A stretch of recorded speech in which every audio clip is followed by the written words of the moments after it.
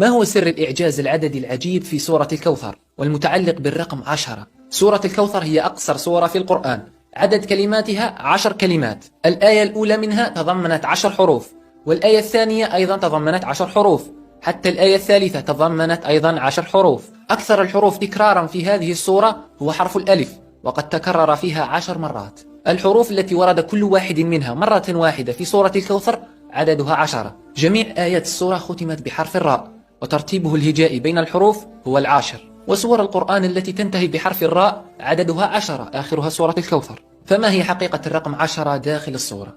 إنه اليوم العاشر من ذي الحجة وهو يوم النحر، فصل لربك وانحر. سبحان الله، كل هذا في أقصر سورة في القرآن الكريم، مكونة من سطر واحد، فما بالك بالسور الأكبر؟ فصدق الله تعالى إذ يقول: وإن كنتم في ريب مما نزلنا على عبدنا فاتوا بسورة من مثله.